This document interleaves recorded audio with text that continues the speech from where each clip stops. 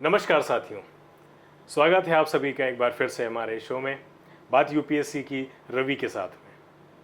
साथियों, बात UPSC civil services exam की हो रही है, तो आप सभी को मैं फिर से एक बार दोहरा देना चाहूँगा कि एग्ज़ाम 3 स्टेजेस में होता है।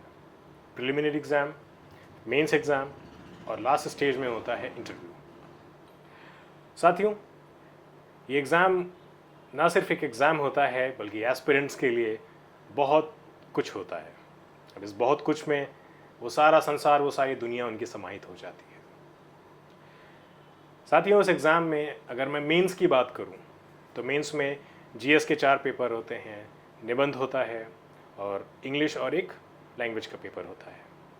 और इसके साथ ही साथ एक पेपर और होता है जो बहुत कुछ डिसाइड करता है, और वो पेपर होता है एक वैकल्पिक विषय, यानी कि ऑप्शनल सब्जेक्ट, जो 500 मार्क्स का होता है। साथियों, ये वैकल्पिक विषय एक मील का पत्थर साबित होता है किसी भी कैंडिडेट का फाइनल लिस्ट में नाम आने और लिस्ट से बाहर होने के लिए, और साथ ही साथ रैंक भी डिसाइड करता है। तो आइए मिलते हैं आज हमारे नए मेहमान से, जो एक वैकल्पिक विषय के काफ़ी सक्सेसफुल एज ए टीचर रहे हैं, जिन्होंने कई अभ्यर्थियों को, कई एस्पिरेंट्स को ना सिर्फ उनके सब्जेक्ट अंडरस्टैंडिंग में हेल्प करी है बल्कि उनका सिलेक्शन भी करवाया है। स्वागत है हमारा अरविंद कुमार जी का। सर, स्वागत है आपका हमारे शो में। सर, बात अगर हम यूपीएससी या ऑप्शनल सब्जेक्ट की करें, इससे पहले मैं चाहूँगा कि आप हमारे दर्शकों को थोड़ा सा अपने बारे में एक संक्षिप्त में परिचय दें। आपको भी नमस्कार और सारे दर्शकों को भी नमस्कार मेरा, और बहुत बहुत धन्यवाद आपने मुझे बुलाया। और मैं एक संक्षिप्त परिचय दूंगा कि मुझे बनाए हुए एस्पिरेंट नहीं है, और जब मैं पहली बार ऑनलाइन प्लेटफॉर्म पे आया था अनअकैडमी पे, वहाँ से मुझे बच्चों ने जानना शुरू किया और फिर मैं बच्चों को कुछ देना शुरू किया। तो ये हमारा एक परस्पर आपस में एक गठजोड़ रहा, और वो आज भी चल रहा और आगे चलता रहेगा। और बहुत अच्छी बात है, इस गठजोड़ में मैंने बच्चों को वो चीज़ दिया जो उनको ज़रूरत थी, जो यूपीएससी के हिसाब से उनको चाहिए था। इस यात्रा में, सुखद यात्रा में इसको बोलूँगा कि बहुत सारे बच्चे सेलेक्ट हुए और आज अलग डिपार्टमेंट्स में, अलग जगहों पे हैं। और लास्ट ईयर भी कुछ रिजल्ट्स आपको पता है, और इस साल भी कुछ बच्चे मेंस लिख रहे हैं, तो संभवतः यहाँ से भी आपको कुछ अच्छे रिजल्ट देखने को मिले। तो ये मेरा एक छोटा सा परिचय है। बिल्कुल सर, उम्मीद है जो भी कैंडिडेट हिंदी साहित्य लेकर के ऑप्शनल सब्जेक्ट की तैयारी कर रहे हैं, उनका आपका पूरा सहयोग और आशीर्वाद रहेगा तो डेफिनेटली वो क्वालिफाई करेंगे। सर, मैं आपसे ये जानना चाहूँगा कि ऑप्शनल जब हम डिसाइड करते हैं तो कई सारे सवाल हमारे सामने खड़े हो जाते हैं कि हम सब ऑप्शनल वो चूज़ करें जो हमारा ग्रेजुएशन में रहा है, या ऑप्शनल वो चूज़ करें जो इस एग्ज़ाम के लिए बहुत ही ज़्यादा फेमस सब्जेक्ट्स रहे हैं, जो टॉपर्स ने सेलेक्ट किए हैं, या फिर ऐसा चूज़ करें जो सरल है। तो इन 3 प्रकार के जो साधारण से कन्फ्यूजन हर एस्पिरेंट में यूजुअली देखे जाते हैं, उसमें हिंदी साहित्य कैसे चूज़ किया जाए, थोड़ा उसके बारे में हमें आप बताएं सर। बहुत अच्छा आपका सवाल है। देखिए, यूपीएससी ने जो विषय निर्धारित किया वो सब अच्छे विषय हैं। बिल्कुल। अब ये चीज़ निर्भर करता है स्टूडेंट्स के ऊपर, और आप देखोगे कि आपने जो बैकग्राउंड की बातें कही, तो बैकग्राउंड उतना ज़्यादा मैटर नहीं करता है। कई बार क्या होता है कि आप इंजीनियरिंग कर रहे हो तो आपको साहित्य में बहुत दिलचस्पी होता है, या फिर आप उस पृष्ठभूमि को देखकर चीज़ों को लेकर बड़े जोड़ते हो चीज़ों को। तो ऐसा बहुत सारा अभ्यर्थियों के साथ हुआ है कि आप देखोगे कि जिन्होंने इंजीनियरिंग किया हुआ है, कुछ मेडिकल के स्टूडेंट्स हैं, किसी का इकोनॉमिक्स सब्जेक्ट, उन्होंने हिंदी में बहुत अच्छा परफॉर्मेंस किया है, और अभी तक का आप सबसे सर्वोत्तम या सर्वश्रेष्ठ रिकॉर्ड देख सकते हो यूपीएससी में हिंदी साहित्य में 344, वो खुद टेक्निकल बैकग्राउंड से हैं। उसके बाद के भी जितने आप देखोगे, एक मतलब क्रमबद्धता है, सभी ह्यूमैनिटी से बाहर के स्टूडेंट्स हैं जी। तो एक बड़ी अच्छी बात यह है। दूसरी बात रही जो चयन करने की, तो चयन में कुछ देखना चाहिए बच्चों को। एक तो पहला कि मेरी रुचि है या नहीं, ठीक है। दूसरा चीज़ होता है कि यूपीएससी का जो आप एनालिसिस करोगे, डाटा सेट देखोगे कि पिछले कुछ वर्षों का, कि अभी किस विषय में किस तरह के मार्क्स मिल रहे हैं, क्योंकि डिपेंड्स करता है, क्योंकि हम यहाँ पर उस विषय के ज्ञाता नहीं बनने हैं, अपितु उस विषय के माध्यम से मुझे आईएएस बनना है। बिल्कुल। और ये चीज़ हम ध्यान में रखेंगे तो आपको पता है कि कई बार हमारे अटेम्प्ट खराब हो जाते हैं, कई बार हम फाइनल सिलेक्शन में हम चूक जाते हैं। तो ये चीज़ें बेहद ज़रूरी है कि आप इन चीज़ों को ध्यान दीजिए कि आपकी रुचि यूपीएससी का उसमें क्या ट्रेंड चल रहा है, कहाँ मार्क्स मिल रहा है। और हिंदी में सबसे आसान बात यह है कि यदि आपको भाषा में दिलचस्पी है, आपको अनुभूतियों, संवेदना और जीवन की परख है, ये विषय नहीं है, फिर ये आपका जीवन है जी। और उसी जीवन को आप अलग रूप में देखते हैं, और यही सबसे आसान चीज़ इसको बनाती है। सर, जैसे हिंदी साहित्य की मैं बात कर रहा हूँ, तो हम सभी लोग अपने जीवन में कुछ अपने दिनचर्या से रिलेटेड या कुछ विशेष अनुभूति किसी इवेंट को देख करके हमें होती है, तो हम अपनी डायरी में या कहीं पे कुछ 4 लाइनें लिख लेते हैं। और जाहिर है, भारतीय समाज में हिंदी की बात कर रहे हैं या हिंदी से संबंधित किसी भी विशेष लिटरेचर की अगर हम बात करें, स्पेसिफिक लिटरेचर की बात करें, तो कहीं ना कहीं हम बचपन से उनसे प्रभावित रहते हैं। लेकिन सर, जब बात हिंदी लिटरेचर की होती है, तो हिंदी लिटरेचर तो पूरा का पूरा हिंदी में ही रहता है, हिंदी मीडियम में ही रहता है। क्या आपने कभी ऐसा एक्सपीरियंस किया किसी एस्पिरेंट के साथ जो इंग्लिश मीडियम का हो, उसने हिंदी साहित्य प्रेफर किया हो और उसको कुछ चैलेंजेस फेस करने पड़े हों, क्योंकि बाकी के सभी पेपरों में उसने इंग्लिश मीडियम में लिखा और हिंदी लिटरेचर से हिंदी में लिखना पड़ा, तो कोई स्पेसिफिक चैलेंज फेस किया किसी ये बड़ा दिलचस्प आपने सवाल पूछा और मैं इसको अनुभव को बिल्कुल शेयर करना चाहूँगा बाकी अभ्यर्थियों के साथ भी। और मैं पिछले वर्ष का अनुभव आपको बता रहा हूँ कि बड़ा ही मैं भी गौरवान्वित महसूस हुआ कि मेरे पास जो लगभग 10 बच्चे थे मेंस के टाइम, और उसमें से अधिकतम यानी लगभग 8 बच्चे जो थे वो अंग्रेजी माध्यम से थे उनका विषय, और उसमें से कुछ थे इंजीनियरिंग बैकग्राउंड से, कुछ नॉन, ठीक है। उनमें से 7 लोगों का इंटरव्यू कॉल आया और 2 केवल हिंदी माध्यम से थे, बाकी सभी अंग्रेजी माध्यम के थे। तो मुझे भी थोड़ी सी दिलचस्पी कि मैं इनसे पूछूं कि क्या आपको हिंदी में दिक्कत हुई, तो उन्होंने क्या, सर मुझे तो अच्छा लगा ये विषय, मुझे तो बहुत आसान लगा बाकी विषयों से, क्योंकि हम यदि देखें कि जो हमारा हिंदी भाषा का क्षेत्र है, यानी राजस्थान, हरियाणा, मध्य प्रदेश, झारखंड, बिहार, उत्तर प्रदेश, ये जो मध्य प्रदेश जो क्षेत्र है यही है।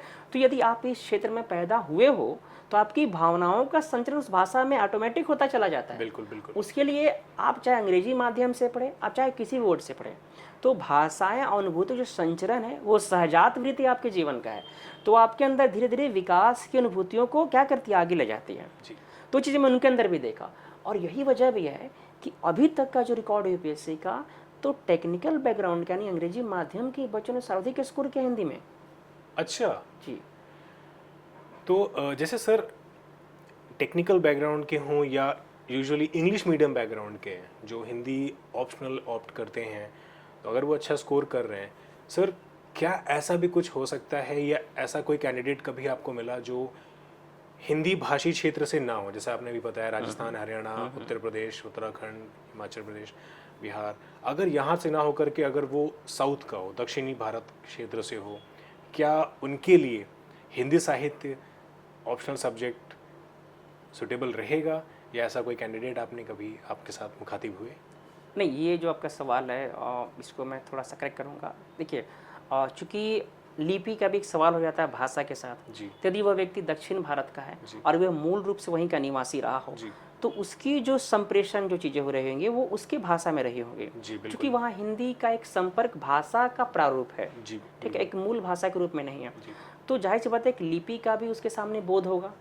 लेकिन आपके सवाल में एक पॉइंट यह हो सकता है कि जो महाराष्ट्र के बहुत सारे अभ्यर्थी हिंदी लिटरेचर लेते हैं, क्योंकि उनकी जो भाषा है मराठी वो देवनागरी लिपि में लिखी जाती है, तो जो लिखने का जो मूल चीज़ है वो जुड़ जाता है। मेरा असल में यही कारण था जानने लेकिन का। इसमें एक दिलचस्प वाक्य जोड़ना चाहूँगा आपके साथ कि मुझे कुछ वर्ष पहले कर्नाटक से बच्चे का फ़ोन आया, और हेमचंद्र एक बहुत बड़े लेखक नहीं, उनको हम बोलेंगे अपभ्रंश के कवि हैं, जो हमारा प्रारंभिक अवस्था हिंदी का, तो उनकी शब्दानुशासन एक किताब है जो व्याकरण पर आधारित है। तो उन्होंने मुझसे कहा कि सर मैंने आपकी वीडियो देखा यूट्यूब, मुझे अच्छा लगा, पर सर ये चीज़ क्या मुझे अंग्रेजी में मिल सकती है या फिर मेरे लैंग्वेज मिल सकती है? अच्छा, तो मतलब दिलचस्पी है लोगों के बीच। हाँ बिल्कुल बिल्कुल बिल्कुल। सर इसी सिलसिले में मैंने आपसे ये जानना चाहा, क्योंकि कई ऐसे स्टूडेंट हैं, एस्पिरेंट्स हैं जो सदर्न पार्ट ऑफ इंडिया के हैं, या जहाँ पे हिंदी उतनी ज़्यादा प्रचलन में नहीं है, उनकी अपनी एक लोकल लैंग्वेज है, मदर टंग है। तो इसी परिप्रेक्ष्य में मैंने ये सवाल आपसे किया, सर यदि कोई कैंडिडेट हिंदी ऑप्शन लेकर के अपनी तैयारी शुरू करना चाहता है, तो उसे किन बातों का विशेष ध्यान रखना चाहिए? क्योंकि जीएस में भी कई पेपर हैं, करंट अफेयर्स है, और उसके बाद में एक ऑप्शनल सब्जेक्ट भी आता है, तो किन बिंदुओं को उसे बिल्कुल शुरुआती दौर में हिंदी साहित्य एज ऑप्शन लेकर के चलने के लिए उसे ध्यान में रखनी चाहिए, उसके बारे में थोड़ा सा हमें बताएं देखिए, सर। दरअसल मैं जो अभी बातें बताऊंगा ये सारे अभ्यर्थी ध्यान सुनिए। ये कहीं ना कहीं मैं निर्दिष्ट कर रहा हूँ आपको ये चीज़ें कि आप यदि किसी भी ऑप्शनल विषय को चूज कर रहे हो तो सबसे पहले तो ये ध्यान दो कि ये विषय आपको सफलता ही दिलाएगा, यही रैंक निर्धारित करेगा। ठीक है, तो पहला तो विषय कोई ख़राब नहीं होता। जी बिल्कुल। ध्यान बस इस बात का रखना है कि उस विषय में मेरी दिलचस्पी है कि नहीं। यानी कि अब यदि आपने मूव ऑन किया कि मुझे हिंदी साहित्य लेना, आपने सोचा एक विषय के रूप में, तो सबसे पहले आपको भाषा पे आपकी पहचान होनी चाहिए। मुझे उसमें यानी समझ होनी, उस पर दिलचस्पी होनी चाहिए। मुझे भाषा पढ़ने पसंद नहीं, मुझे कहानियाँ पसंद नहीं, उपन्यास पसंद, कविताएं पसंद नहीं, लेकिन मैं केवल इस विषय को इस रूप में ले रहा हूँ कि लास्ट ईयर इससे बहुत ज़्यादा मार्क्स आए, लोग सेलेक्ट हुए, तो ये तो फिर एक गलत निर्णय हो जाएगा जी आपका। जी बिल्कुल बिल्कुल। ऐसे बहुत से कैंडिडेट हैं जो सिर्फ रिजल्ट में किसी सक्सेसफुल कैंडिडेट के मार्क्स स्कोरिंग रहे हैं, तो उन्होंने अपने वैकल्पिक विषय जो उनके पास के रहे हैं उसे क्विट करके इस तरफ आना। जैसे आपके टीममेट ने लिया, अरे उसने हिंदी लिया था मैं भी ले लेता हूँ, नहीं, ये चीज़ें मैं काफ़ी देख रहा हूँ। जी जी अब इसमें एक दूसरा चीज़ मैं जोड़ना चाहूँगा कि चूंकि ये साहित्य है तो इसमें कुछ कुछ चीज़ें बहुत ही आपके लिए लाभ देगा। जैसे कि आपको उस परिवेश में रहना पसंद है जो प्राकृतिक हो, लोगों के बीच संवाद हो, घूमना फिरना, जो तमाम चीज़ें हैं ना आपके जीवन की अनुभूति, वही विषय में है। आप एक एग्जाम्पल मैं लेता हूँ कि कुछ कहानियाँ हमारे सिलेबस में हैं। वो कहानियाँ दरअसल कुछ और नहीं, ये रवि आपकी भी कहानी है, ये रवि जी अरविंद जी की भी कहानी है, क्योंकि हम युवा अवस्था उससे पहले की अवस्था से गुजरे हुए हैं। तो ये जो हमारा दृष्टिकोण है उन कहानियों के माध्यम से दिखाई देता है। एक कहानी का मैं जिक्र करूँगा संक्षेप में, एक कहानी है खोई हुई दिशा है। वो कहानी ऐसा लगता है मानो वो चंदर कोई और नहीं है, यूपीएससी एस्पिरेंट है जो दिल्ली आया हो, अपनी तैयारी कर रहा है, वो खो जा रहा है यहाँ पर, यानी अपनी पहचान की खोज में ही तो हम आए हैं दिल्ली। जी बिल्कुल। तो मानो ऐसा लगता है सब्जेक्ट नहीं है, ये मेरा जीवन है। तो यदि ये चीज़ें आपके अंदर हैं तो निस्संदेह यह विषय आपके लिए इतना आसान होगा, आप कभी कहोगे नहीं कि सर ये क्या मैं पढ़ा, मुझे तो लग रहा है जैसे कि मैं खुद को जी रहा हूँ। जी मतलब यदि आप फिल्म देखना पसंद करते हो, कहानियाँ पसंद है, गाने पसंद है, आपके जीवन के आसपास जो अनुभूतियाँ है वही विषय में पिरोया गया है। अब मुझे बताइए, बचपन से आपने हनुमान चालीसा पढ़ा है, रामचरितमानस कितने पद आपको याद होंगे, कबीर की न जाने आपने कितनी उक्तियों को सुना होगा, जी सही बात। मैथिली संघ अपनी कितनी कविताएं पढ़ी हैं, मैं आपको याद होगा, मुझे पता है, कुछ लिखी भी होंगी। लिखी भी होंगी आपने। तो वही चीज़ें विषय है, जी, बस इसका आप ध्यान रखिए तो ये विषय बिल्कुल आपको सफलता तक पहुंचाएगा। जी सर, जैसे हिंदी साहित्य की बात हो रही है और इस परीक्षा के परिप्रेक्ष्य में ही हम बात कर रहे हैं, चर्चा कर रहे हैं, तो जो प्रीवियस ईयर क्वेश्चंस हैं हिंदी लिटरेचर की, ये कितनी अहम भूमिका निभा सकते हैं इस सिलेबस को, हिंदी साहित्य के सिलेबस को कम से कम समय में, क्योंकि हमें हिंदी साहित्य में इस एग्ज़ाम को क्वालिफाई करने के लिए साहित्यकार नहीं बनना है, बिल्कुल। ना ही कवि बनना है, बिल्कुल। हमें इस एग्ज़ाम को क्वालिफाई करना है, प्रशासक बनना है। तो कितने कम समय में इसको कवर करने के लिए पीवाईक्यूज़ किस तरह से अपना अहम योगदान, अहम भूमिका निभा सकते हैं, इस बारे में बताएं। यदि मैं पीवाईक्यू की ये बोलूँ कि आपने जैसे कि अच्छा पैंट पहना है, आपने अच्छी शर्ट पहनी और बेल्ट नहीं लगाया आपने, पीवाईक्यू क्या है मूलतः, आपके पास 3 हथियार हैं अभ्यर्थियों के पास, यूपीएससी वाले को, सिलेबस पहला, दूसरा पीवाईक्यू, तीसरा आंसर राइटिंग। ये 3 कड़ी है जो बहुत ज़रूरी है। तो मैं किसी एक केवल कड़ी की बात नहीं करूँगा, ये तीनों कड़ियाँ आपको जोड़ती हैं, और उसमें जो सबसे बड़ा वेटेज है, जाहिर सी बात है पीवाईक्यू का है, और पीवाईक्यू जुड़ता क्या है, आपका सिलेबस भी जुड़ जाता है, दूसरा आपका आंसर राइटिंग भी जुड़ जाता है। तो यदि आप पीवाईक्यू पे काम करो, इसका मतलब है कि आप सजग हो, आप समझ रहे हो कि यूपीएससी आपसे क्या चाहती है। जी। खासकर आप देखो कि 2013 के बाद चीज़ें चेंज हुआ यूपीएससी में ऑप्शनल को लेकर, तो वो पहचान पेपर के माध्यम से मिलता है, वो क्लास से भी नहीं मिलेगा आपको।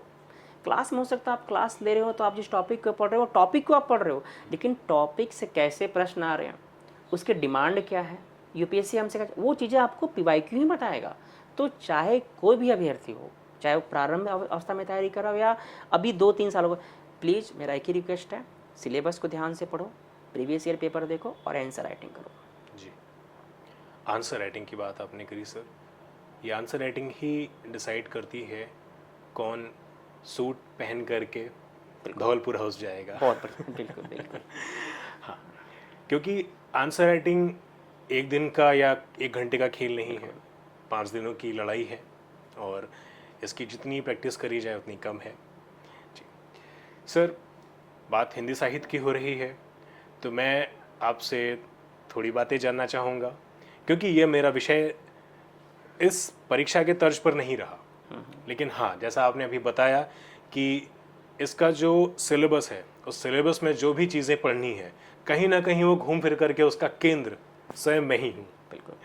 तो सर, इस तैयारी के लिए किन सोर्सेस की तरफ हमें जाना चाहिए? क्या बुक्स प्रेफर करी जानी चाहिए या क्या नोट्स प्रेफर करे जाने चाहिए जिन जो ऑथेंटिक इस एग्ज़ाम के सिलेबस को कवर करते हैं वो सब? यानी आपके सवाल में कहने की चीज़ ये भी छुपा हुआ है कि यदि आप सेल्फ स्टडी कर रहे हो जी बिल्कुल। या फिर आप किसी क्लास के द्वारा जुड़े तो भी आपको तैयारी का रूप क्या रखना चाहिए। बिल्कुल। देखिए एस्पिरेंट, मैं आपको 2 सजेशन दूंगा। पहला कि एक बार सिलेबस देखो यूपीएससी का, तो यूपीएससी ने सिलेबस में साफ साफ कहा हुआ है कि फर्स्ट हैंड रीडिंग करना है, यानी मूल टेक्स्ट बुक का। ये साफ यूपीएससी ने कहा हुआ है जी।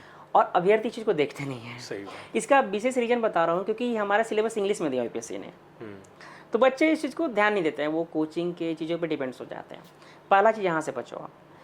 पहला, मूल टेक्स्ट बुक रीड करना। मूल टेक्स्ट बुक मतलब जो कहानियाँ हैं, उपन्यास है, नाटक है, काव्य की जो किताब है वो पढ़ना है। दूसरी चीज़ है, आपको हमेशा ऑथेंटिक सोर्स की तरफ जाना है, जैसे कि एनसीईआरटी की बुक्स हो गई, ठीक है, जो हमारे महत्वपूर्ण लेखक हैं उनके द्वारा लिखी गई किताबों को पढ़ना है। दूसरा सोर्स हो सकता है कि जो गवर्नमेंट की जो अथॉरिटी है, जो इंस्टीट्यूशंस हैं, उनके नोट्स, जैसे कि इग्नू हो गया, बहुत मतलब आपको फ्री ऑफ कॉस्ट कंटेंट मिल रहा है, बहुत ही बढ़िया। और आप वो भागते हो जो बाजार में दौड़ रहा है। तो सबसे पहले आप खुद देखो, अपने आप सवाल पूछो कि जो इंस्टीट्यूशन, कुछ कॉन्स्टिट्यूशनल इंस्टीट्यूशन है, वो जब सवाल जनरेट करेगी, चीज़ों को बनाएगी, तो उसके लोग कौन होंगे? वहीं के लोग होंगे। बिल्कुल। तो वो कौन सा सोर्स लेंगे? क्या कोचिंग के सोर्स लेंगे? वो नहीं, बिल्कुल नहीं। कभी नहीं लेंगे कि अरविंद सर क्या है, कोई मतलब नहीं उनको, है ना। तो आप खुद सोचो एस्पिरेंट कि आपको सोर्स कहाँ से लेना चाहिए। तो हमेशा रीडिंग की तरफ जाओ। मूल टेक्स्ट बुक पढ़ने से क्या होता है कि आपके अंदर वैचारिक क्षमता का प्रादुर्भाव होता है, आप सोचना शुरू करते हो, आपके अंदर एनालिसिस की क्या आती है, क्षमता आती है। और यूपीएससी का टैगलाइन ही ये नोटिफिकेशन आप पढ़ोगे, वो आपसे क्या चाहती है कि आप आलोचनात्मक परीक्षण में कर सको। तो ये मेरा कहना है कि सिंपल सोर्स जो ऑथेंटिक हो। ये बात बहुत कम शब्दों में आपने बहुत बड़ी बात कह दी कि अल्टीमेटली अगर हम यूपीएससी की तैयारी कर रहे हैं तो हमें उसके तर्ज पे सोचना होगा और उसी के जो भी गाइडलाइंस है उनको ध्यान में रखते हुए अपनी तैयारी करनी है। क्योंकि अल्टीमेटली बच्चे सर क्या करते हैं कि कोचिंग की तरफ भागते हैं। अब उन्हें सही टाइम पे शायद मेंटरिंग नहीं करी जाती है, गाइडेंस नहीं दी जाती है कि बच्चे आपको किसी कोचिंग का एग्ज़ाम क्वालिफाई करके आईएएस आईपीएस की पोस्ट नहीं मिलेगी, या किसी भी एग्ज़ाम को क्वालिफाई करके कोचिंग का एग्ज़ाम क्वालिफाई करके नहीं मिलेगा। ये बहुत सही बात आपने कही सर। सर, जैसे इस एग्ज़ाम की बात हम कर रहे हैं तो इंटरव्यू एक फाइनल स्टेज होती है। बिल्कुल। और ऑप्शनल काफ़ी कुछ डिसाइड करता है कि इंटरव्यू में आपसे क्या क्वेश्चंस पुट अप किए जाएंगे। तो क्या कभी किसी ऐसे कैंडिडेट ने आपसे अपना अनुभव साझा किया कि हिंदी साहित्य को लेकर के उसके इंटरव्यू में पैनल ने कुछ ऐसा पूछा हो? हाँ बिल्कुल, मैं पिछले साल के अनुभव को शेयर करूँगा। उससे पहले भी रहा है, 2022 में अंकित जैन का था, तो उनके साथ उतना नहीं रहा हिंदी को लेकर। लेकिन अभी जो पिछला रहा एग्ज़ाम, तो 2022 का, सॉरी 23 का, तो उसमें हमारे क्लास में आपको पता है कि 7 लोग का इंटरव्यू कॉल था, तो सबके अलग अलग बोर्ड थे। सो लेकिन सबसे दिलचस्प जो मुझे लगा वो मोना जाकर जी थी, जो इस साल पुनः इंटरव्यू मतलब मेंस लिख रही हैं। उनका पूरा इंटरव्यू पूरा आपको लगेगा थोड़ा आश्चर्य कि दादा सर का बोर्ड था, गुजरात के रहते हैं। अच्छा। हाँ। okay. और पूरा इंटरव्यू हिंदी में। वो sir I think Gujarat PCS, Gujarat public service commission के चेयरमैन भी रहे हैं। पूरा का पूरा इंटरव्यू आप आश्चर्य करोगे हिंदी में रहा, बड़ा दिलचस्प, बढ़िया बढ़िया सवाल उनसे पूछे कि हिंदी को लेकर। दूसरा, चूंकि वो जो कैंडिडेट थे उनको खुद साहित्य के अलावा रंगमंच, पोइट्री, गज़ल से दिलचस्पी, तो पूरा इंटरव्यू उसी में गया। कुछ गज़ल सुनाई, कुछ पोइट्री सुनाई, या पाकिस्तानी जो उनको लिटरेचर पसंद था उस पर बातचीत हुआ। तो बहुत दिलचस्प सवाल आते हैं। कई बार पूछा जाता है कि आप जिस विषय को पढ़े तो लिखते क्यों नहीं? इतनी सारी कवियों को पढ़ने के बाद आपके मन में इच्छा नहीं कि आप भी कविताएं कुछ लिखो? बिल्कुल। तो बड़े दिलचस्प पूछा जाता है। मतलब ऐसा होता है जैसे कि विषय को लेकर उनके अंदर भी एक भाव जागता है। बिल्कुल बिल्कुल। यानी इमोशंस क्रिएट कर रहा है ये सब्जेक्ट हमारा। बिल्कुल सर। यानी संवेदनाओं का विकास है ये विषय। बिल्कुल। सर मैंने आपकी एक बुक पढ़ी थी, उसमें आपने आपकी एक टैग लाइन है, बिंदु से सिंधु तक। बिल्कुल। तो थोड़ा सा सर हमें आप बिंदु से सिंधु तक के बारे में थोड़ा सा हमारे दर्शकों को बताएं सर। दरअसल ये टैगलाइन मैंने बहुत स्टार्टिंग में ही रखा था और बहुत सोच समझ के रखा था। इसके पीछे की मेरी धारणा ये थी कि मैं जब एस्पिरेंट से मिला तो बहुत भ्रमित होते हैं। खासकर आपको पता है कि जो मार्केट में चीज़ें फ्री में सर्कुलेट हो रही हैं, जी। ठीक है, और वो चीज़ें पुरानी हैं, क्या उनसे उनको कुछ पता नहीं होता है, वो चीज़ को लेकर आगे बढ़ते हैं। अब इस चक्कर में उनकी एनर्जी भी जाती है, समय भी जाता है, लेकिन उनका इंट्रैक्शन नहीं होता टीचर से। तो ये जो अंतः क्रिया है बहुत ही जरूरी है। और ये अंतः क्रिया ही क्या है, ये आपके अंदर एक शून्य होता है, यानी आपके अंदर बिंदु होता है। उस बिंदु का ही समुच्चय क्या है, घड़ा है, घड़े के अंदर पानी है। अब वो चीज़ें क्या है, धीरे धीरे पानी का स्वरूप बदल रहा है, यानी कि वो जो परिदृश्य अलग अलग बदल रहा है, उसका काम किसका है, एक टीचर का काम है जी। तो मैं उस चीज़ को ही करता हूँ, आपके अंदर जो बूंद है उसको मैं सागर सिंधु की तरफ ले जाऊँ। वाह, क्या बात कही है सर। और जिस दिन ये चीज़ होता है उस दिन मैं सबसे ज़्यादा खुश मुझे महसूस होती है कि मैंने आपके अंदर की उस चीज़ों को लेकर आगे बढ़ा। इसमें मेरा बहुत ज़्यादा देखो रोल नहीं होता है, ये आपकी भूमिका सबसे ज़्यादा होती है, क्योंकि एग्ज़ाम आपको देना है, मुझे केवल एक मार्गदर्शक रूप में आपके सामने जुड़ना होता है। सर, गुरु का एक किसी भी छात्र के जीवन में गुरु का जो रोल होता है, इसलिए कहा भी गया है कि गुरु ब्रह्म गुरु विष्णु गुरुदेवो महेश्वरा, गुरु साक्षात परम ब्रह्म तस्मै श्री गुरुवे नमः। तो सर गुरु तो सर्वोपरि है और आप अपनी भूमिका बखूबी निभाते आ रहे हैं सर। अंत में सर मैं आपसे कुछ सजेशंस चाहूँगा जो हमारे एस्पिरेंट्स अपने ऑप्शनल को चूज़ करते समय या हिंदी साहित्य के बारे में कुछ थोड़ा सा डिटेल में एक लास्ट में हमें बताना चाहें हमारे दर्शकों को, हमारे एस्पिरेंट्स को सर। डियर एस्पिरेंट्स, चाचा तो मैं आप लोगों को 2-3 बातें बताना चाहूँगा। पहला कि आपको भी ऑप्शनल लो, ऑप्शनल ख़राब नहीं होता, यूपीएससी में सब में मार्क्स मिलते हैं। आपको इस बात का ध्यान रखना है कि मेरा झुकाव किस तरफ है। कहीं आप इस चीज़ को लेकर विषय का चयन मत करना कि लास्ट ईयर PSIR से किसी का बहुत सिलेक्शन हुआ, ठीक है, जियोग्राफी में बहुत ज़्यादा हुआ, ठीक है, इन चीज़ों को लेकर नहीं ना। लेकिन हाँ, विशेष रूप से मैं हिंदी माध्यम के अभी तो जरूर कहना चाहूँगा कि आपके लिए बहुत ज़्यादा सब्जेक्ट नहीं बना हुआ है। आपको सबसे पहले देखना है कि उस विषय में पाठ्य सामग्री कितनी सुलभता है आपके ही भाषा में, पहला। दूसरा कि आपके साथ क्या प्रॉपर टीचर मेंटोरशिप मिल रहा है कि नहीं, यानी कि मेंटोरशिप का मतलब कि जो आपके साथ हर मोड़ पे खड़ा रहे। आप कई मोड़ पे फंसते हो अलग अलग बिंदुओं को लेकर, वो चीज़ होना चाहिए। टीचर से इंटरेक्शन सबसे इंपॉर्टेंट है इस एग्जाम के लिए। उससे आपकी नैसर्गिक क्षमता का विकास होता है जो हम लगभग भूल जाते हैं। तो ये मेरा सबसे पहला सजेशन है। इसके बाद जो तीसरा चीज़ है कि उस विषय को लेकर देखो कि प्रॉपर आंसर राइटिंग को लेकर कंसर्न है कि नहीं मार्केट में, या जिस टीचर से आप जुड़ रहे हो कहीं ऐसा तो नहीं केवल उस विषय को पढ़ा कर आपको छोड़ दिया जा रहा है या फिर टेस्टरी तरफ को ले जाया जा रहा है। ये सफिशिएंट नहीं होगा कोई ऑप्शनल में बिना आंसर राइटिंग का, क्योंकि टेस्ट सीरीज में हम एक मिनिमम रिमार्क करते हैं चीज़ों को लेकर। आंसर राइटिंग के थ्रू क्या होता है कि हम पूरे सिलेबस को प्रश्नों के माध्यम से ले जाते हैं। तो आप बताओ कि उसमें जो आपका विकास होगा उस विषय में वो अलग होगा या टेस्ट सीरीज में होगा। सर आंसर राइटिंग में मुझे ऐसा लगता है कि सब्जेक्ट के प्रति बिल्कुल ज़ीरो से लिखना सिखाया जाएगा और टेस्ट सीरीज़ में तो आपने लिख करके दिया है, टीचर उसे इवैल्यूएट करके मार्क्स दे देगा।